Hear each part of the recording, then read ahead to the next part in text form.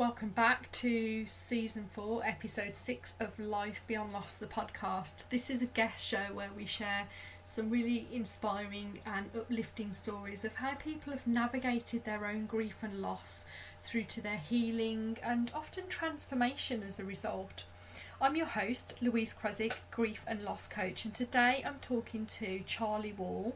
She's a life coach. She's the founder of charliwall.com, and she's really sharing a very honest and candid experience of her vast journey that she's been on, and which includes the loss of her brother in an accident, and then also her father being in the same accident and becoming his carer long term.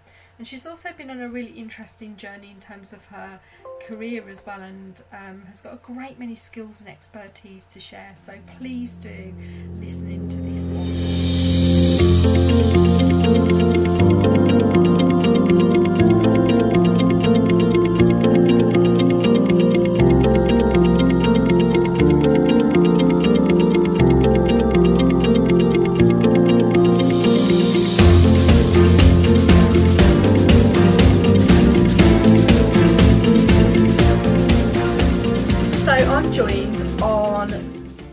Final episode of season 4 today by Charli Wall. She's founder of charliwall.com, and we're going to talk much more in a bit about what it is that Charli actually does. But welcome to the show, Charli. Thank you, Louise. It's an absolute honour to be here. And just remind me as well what part of the UK you're in. I know we talked about this last time, but I've forgotten. I'm currently based in North Norfolk in a beautiful little place called Wells next to the sea. So I'm by the sea, I'm by the beach, I'm surrounded by just beautiful nature. So I feel very lucky to be here. Oh, that's absolutely gorgeous. Just the best of both worlds, really. Being by the sea and having the nature and all the rest of it around. Yes. So anyway, $1 million question anyway. Let's talk about and introduce you to the audience and tell people what it is that you do. So I'm a life coach, and I specialise in helping people who have anxiety or any sort of habits of behaviour. Habits sort of include dysfunctional eating patterns or dysfunctional alcohol patterns. Habits, sort of negative thinking. So I help them to find more peace and joy and have freedom from those things that kind of keep them caged in. A lot of those people actually have experienced loss, because that's a lot of my background. But that's the person I help. And has there been any particular kind of journey that's led you into this pathway of doing what it is you do now? And have you always done this, or? No, I've got many hats, and so yes, there's a vast journey. I started as a psychiatric nurse, and that was so my first loss, or double loss really, was my brother and father in a motorbike accident. And my brother died and my father lived, but he wasn't the same. He was very severely disabled, and so he had a head injury, brain injury. So I went into nursing after that, psychiatric nursing, specialised in addiction. So I was an addictions counsellor, addiction specialist, set up the service at Adam Brooks Hospital in Cambridge. And then I did that probably for a few years, and then I quit about 15 years ago and went into the health and wellness industry, set up my own business, studied nutrition. And then after looking after my dad for a very long time, he died in 2016. And after he died, at the same time my son left home. So I kind of went from being, I had this very successful business, but my role in life as I saw it was carer for my dad, mother to my then 16-year-old son, and kind of they both left, but in different ways. One went off to live in another part of the world, and my father died. So I just sold everything and retrained as a life coach, and that brings me here 3 years later. So I have many hats, many skills, but it's been a interesting journey post the first loss, I think, with my chosen careers. Wow, that is a journey. It really is, isn't it? And it's interesting, isn't it? I think how, well, speaking from my own personal experience, how those profound losses and significant changes in our life kind of helps us to take different paths in our career. It generally, I think the more people I speak to, the more it sort of seems that it is reflected in their career choices as well. Yeah. Yeah, I was doing, so when my brother and father had their motorbike accident, I was 21. So I was at university studying teacher training, English and PE. And because of what happened, it was such a tragic, kind of traumatic event that at that point I decided to look after my father. And I knew I couldn't go back to university, but I didn't really know what to do. And I just felt a real sense of, this is horrendous. And I didn't know what was out there for me to have support as a young person who was going through this traumatic grief and looking after her father. And at that time, I think I didn't really know where to look. And so what occurred to me, or I think it was suggested to me actually by the head injury nurse, go into nursing, go into psychiatric nursing. And I thought, yeah, you know, I could probably help people who struggled. And it was, you know, it was very sort of naive thought, but I think it obviously came from something deeper, some wiser part of me that knew my path, I guess. So that was the choice I made. But of course, as my life went on, and I set up the service at Adam Books on my own, and I was a young mum then, it became harder and harder work, I think, and I hadn't dealt with the loss. I just carried on. I was workaholic. That was one of my things. I was a workaholic and just looked after my dad. And I had a breakdown. And I got into fitness and exercise. And so then that was my next idea. I know.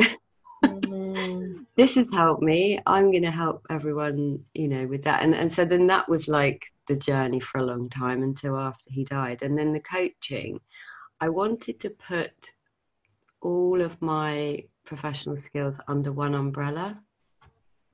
And I think I can do that as a life coach. And I did qualify. But when my dad died, it was very, very, very difficult for me. But I think as I've gotten older, obviously more people lose people, and there's so much more support out there on social media. So I felt able to talk about it, and I felt that at the time people were resonating with what I was saying, and kind of they were with me on my journey. So I had a lot of support, and people seemed to be helped by what I was saying. And then I was really lucky enough to fall into the coaching program that I did. I think there was some deeper wisdom behind that. It was just what I needed at that time in my life. And so I feel very blessed that I feel very strongly that my dad and my brother are with me. And because I carry that strong faith, it kind of helps me. A, it helps me make decisions, but B, I'm not frightened of change. I'm not frightened to change my career. I'm not frightened to do, you know, to make a leap, to take a risk, because my sense is that life's so short, it's so precious, and I just don't want to waste it being miserable in a job, you know, for any longer than necessary. Yeah. So, I do get that. I think that, again, one of the impacts of loss is sort of well, for me personally, I'd describe it as like an awakening almost, of understanding, you know, what life for me is really about and what's important to me and how finite life can be. But I also think there's many people out there that would resonate with that somehow it kind of brings to light actually the way they want to live out the rest of their life as well. Yeah, yes. It's so fragile, and I think we really take it for granted. You know, I remember when my brother died, and firstly, like, I was 21, so a lot of my friends, it was so awful that it was like the worst thing that had happened to anyone that anyone knew, if that makes any sense. So a lot of people didn't know how to respond, and so they left. And I remember sort of thinking, I either keep moving forwards and creating a life that I want to create, or I go down a little rabbit hole and stay in this sort of sunken career I don't want to be in. I just knew that I didn't want to do the teaching anymore at that point. But what's really interesting, Louise, is that I've kind of come full circle in every sense. I just kind of, I quit exercise at that point in my life and teaching. And what I do now is I work with people holistically. So I do exercise, I do yoga, I do teach. Yeah. But it's just under the title of life coach. So how amazing. And how did your 21-year-old self feel able to move forward then? What ways did you find to be able to do that? Because I guess that would be a very different experience at a young age. Well, it was all I knew. That's a tough question. That's a tough question because there were like two sides of me. That's how it felt. So there was the side that was determined, absolutely driven to create something out of this tragedy. And then the other side of me, which was hell-bent on self-destruction. So as I went through my psychiatric nursing course, I took a lot of drugs. And I somehow, and with very good grades, qualified, but I was stoned most of the time. So that's why there was sort of two sides to, there was this very driven, which I'm still that person, but I coped using substances. So that's how I got through. That's how I, at the time, and I know that's not the key, but at that time, it was all I could see to do. I was doing like the best that I could, but still utterly determined to make a change to other people's lives so that they didn't have to. I felt that I was suffering, so my coping strategies were working, studying, and smoking weed. I think a lot of students might relate to that, to be perfectly honest. Not saying that all students do. Well, that was why it was so easy. And what was another interesting thing, Louise, is that when I went to university the first time, that wasn't in my world. I mean, there were people that did it, but it wasn't a part of who I was. And when I went back, so I looked after my dad intensively for the first sort of 8 months, and then he went to a different hospital, and I started my nurse training in the March, and the accident happened in the July before, so July 93, and then I started my nurse training in March 94. I suddenly met loads of people who took drugs. It was weird. And the people that I met had also lost.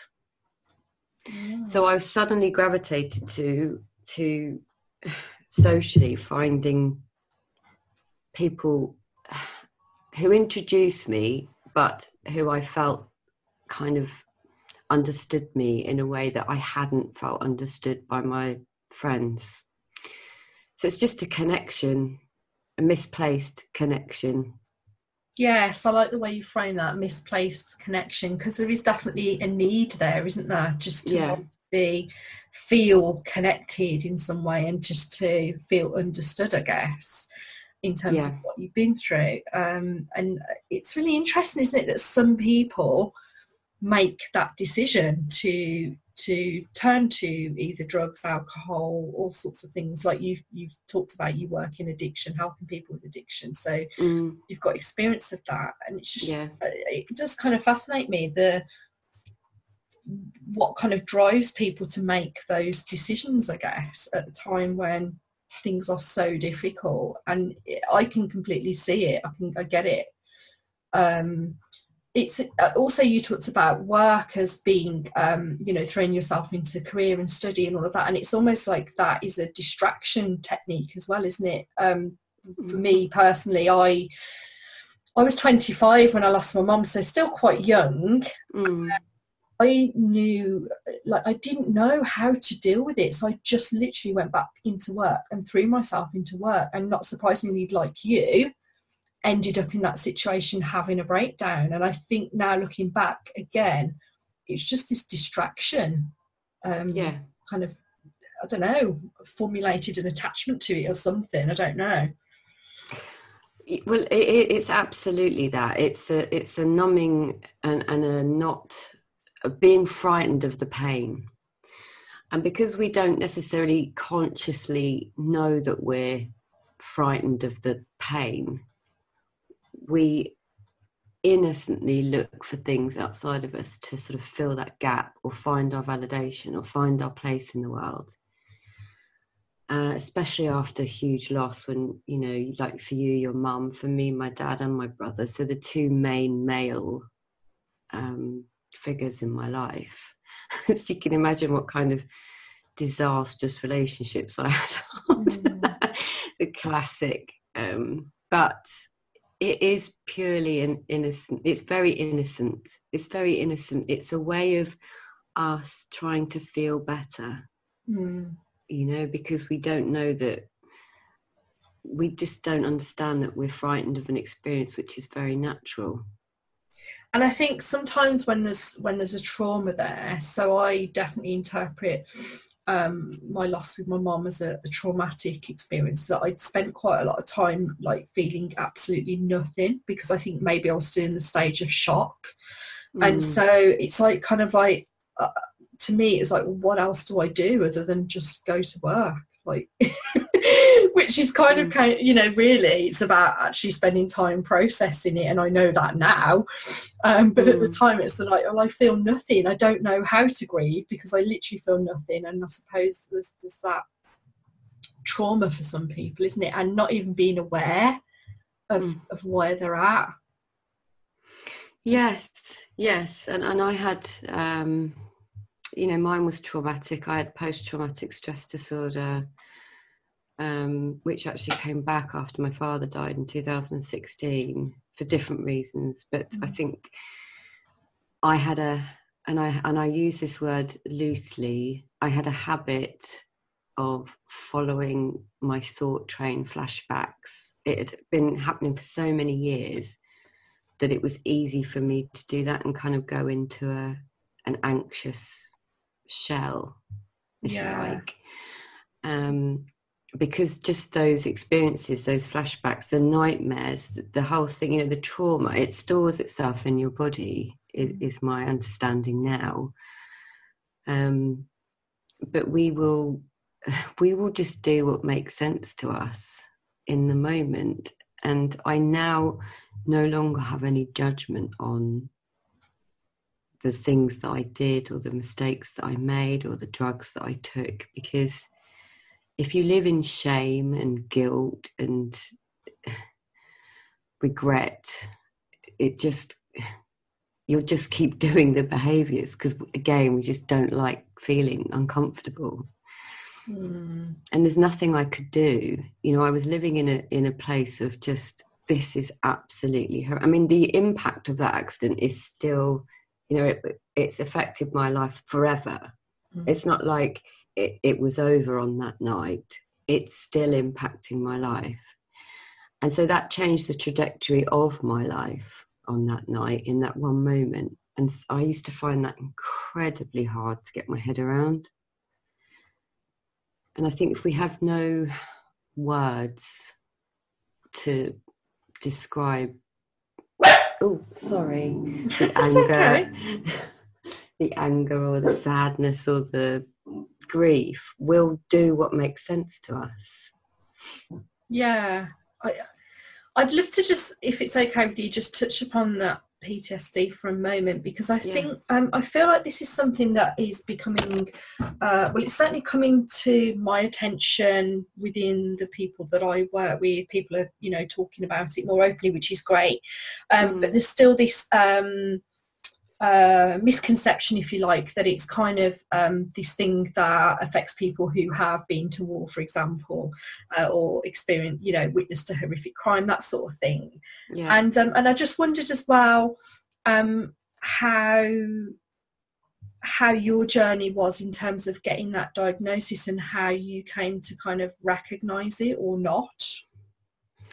So after the accident, one of the things I had to do was identify my brother's body on that night that he died. And then after that, look after my dad, who was in intensive care. And then I had to tell my dad that my brother had died whilst he was still on this sort of life support. And so there were a lot of very traumatic things that happened, decisions I had to make. I was his next of kin, so they were asking me to make a decision to have his leg chopped off. There were lots of things that I felt I did robotically, but wasn't necessarily supported in making those decisions as a 21-year-old. And I started to, every time I saw a motorbike, go into panic attack. And what would happen, and it was every time I saw a motorbike, I would have flashbacks. So flashbacks of everything that I just described, flashbacks of the funeral. I'd replay the accident even though I wasn't there, because they told us what had happened. So I'd visualise it happening. And so then I was diagnosed with post-traumatic stress. Yeah. And that's kind of how I got that diagnosis. But at the time, they told me to go and see a cognitive behavioural therapist, who told me to put motorbikes up on my bedroom wall, and they call it flooding. And I was like, nope, I'm not doing that. I'm not going back. And I just managed it, but I managed it with smoking weed, and I just dealt with it. And so interestingly, when my father died in 2016, I had the trauma with him had been going on for 25 years. That you know, the periods of him being very unwell, the things I had to do to care for him were all traumatic. Seeing him in the way he was, it was all traumatic. And when he died, I got very, very ill myself a couple of weeks later. And they put me in the same A&E bay as he'd been in just a few weeks before. And I was trying to get out, screaming, but I was really ill, and they were like, no, you know, they just didn't get it. And so, of course, the post-traumatic stress came back even worse, in a sense, because I had new traumatic memories. So trauma, I think, affects everybody individually. It was my experience of his life and death. It was my experience of the accident so it was in me. I was creating the flashbacks. I'm glad it's talked about more, but my understanding's changed slightly now as I've developed as a coach, as I'm more grounded in myself. So I now understand that actually I don't have to follow those flashback thoughts, whereas for 25 years I followed them and went into a panic. So that almost became a habit as well. And that's, you know, another thing I work with people on. I help them sort of understand how they create their experience. And that for me has been life-changing, because I had panic attacks and flashbacks for 25 years, and that's a long, long time. Yeah. So I'm not sure if that answers your question, actually. Yeah, Sorry, no, I think thank you. No, thank you so much for answering that, Charlie, very honestly and openly, because I feel that it is something that still needs to be talked about more. As you say, people are sort of slowly coming around and just like feeling more enlightened, I guess, about it. And this isn't something, like I said, that just affects people that have been to war or whatever.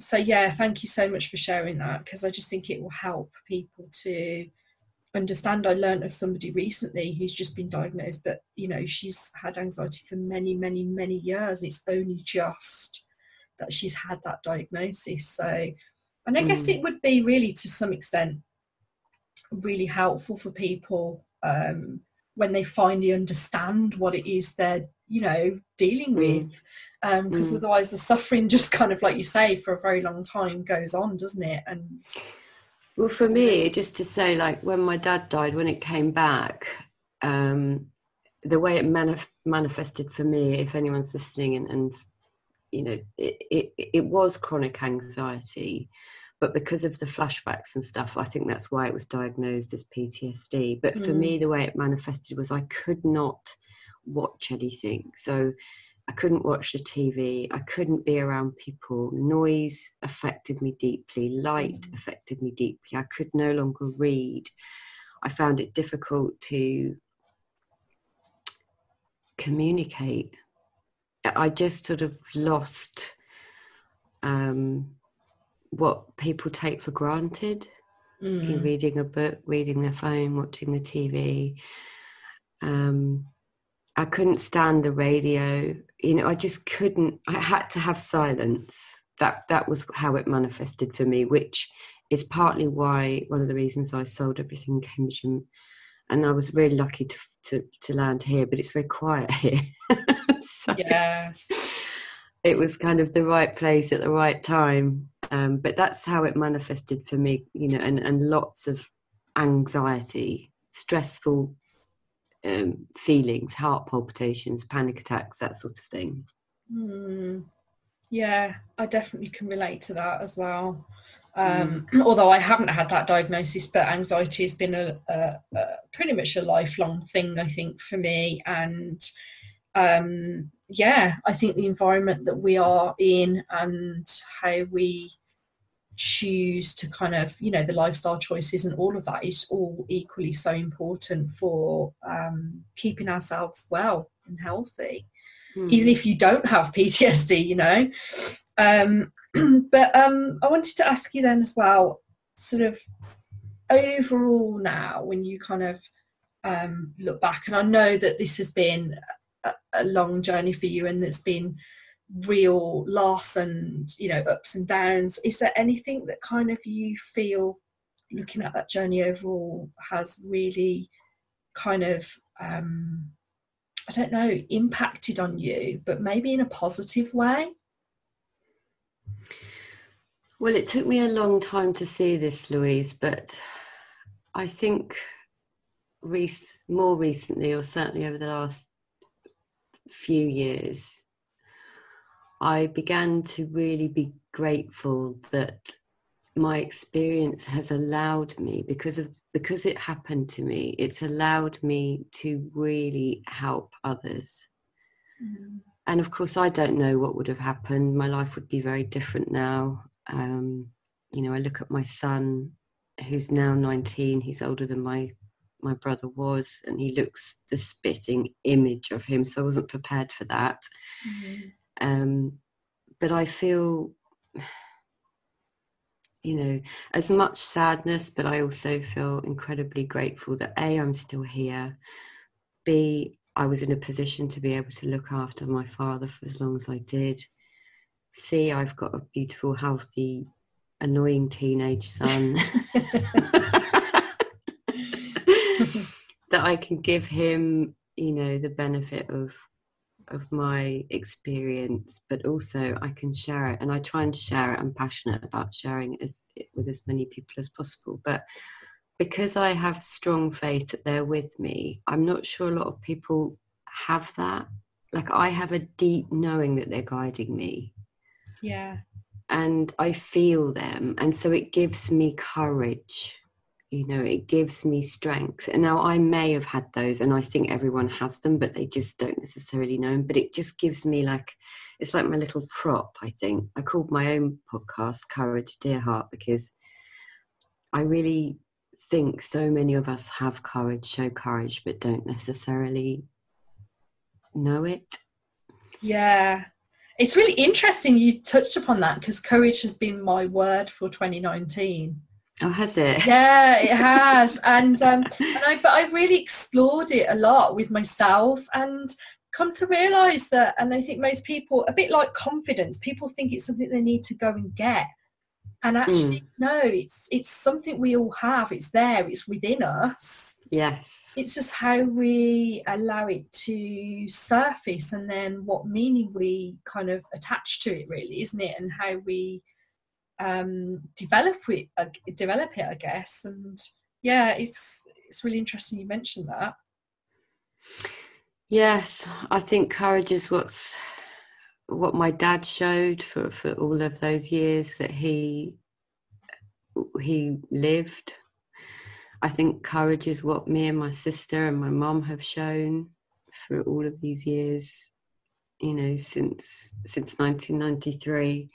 But I see courage in so many people, whatever their life circumstances. I see it every day, and I admire it. I love it.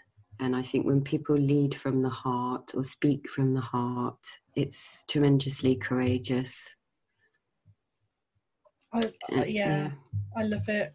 I do. And I think I'm going to carry that word forward with me, actually, because it's brilliant. It's amazing what it kind of just helps you to reflect on and to think about, really. And also you mentioned, obviously, about gratitude as well.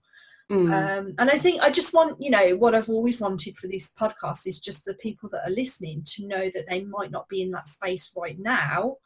But, you know, at some point in the future, there is life beyond loss, and there is the opportunity to look at things very differently. Absolutely. I mean, if I'd had access to something like this when I was 21, it would have made such a difference to me, because I felt so alone. But just the kind of gratitude for having a brother, for having a father who I love dearly. You know, I was very lucky to have him as my dad. So there are things that it just changes. Like, it was stuff I took for granted. My family, my siblings, my parents. I was young and, you know, going off to uni, and I took all of that for granted, and I never take anything for granted anymore. And it's easy to do that.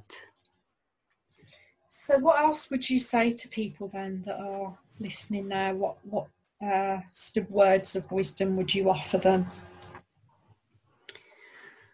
I'd like to say that you're not alone, and there is hope for you to see some light again. You know, if you're feeling in a very dark place, if you're feeling very anxious, even if you've heard something in what I've said, or if you hear something in what Louise says, hold on just to that glimmer of light, because you only need like a little photon of light to see, you know, in a dark room. And I didn't know that back then.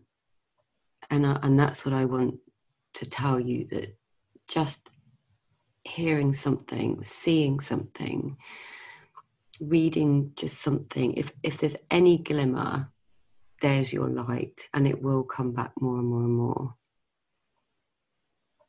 I think those are absolutely beautiful words to end on, Charlie. Thank you so much for those words. Thank you for asking me to come on. It's been lovely. You're welcome. And also we'll tell people where they can kind of find you, presumably in all the usual places. Yeah, so my website's iamcharliwall.com, and then Facebook, Instagram, Twitter, basically the same. I am Charli Wall, or no, Facebook's just Charli Wall, but it's Charli with an I. Yeah, and I'm on LinkedIn like you, so we're friends if people are on LinkedIn. So yeah, it's quite easy to find me. CHARLI Wall, as in brick. Perfect. Well, we'll pop all the links anyway in the show notes for people. But thank you so much, and just for very candidly sharing your experience, your loss, and your journey with us. I really appreciate it. Thank you.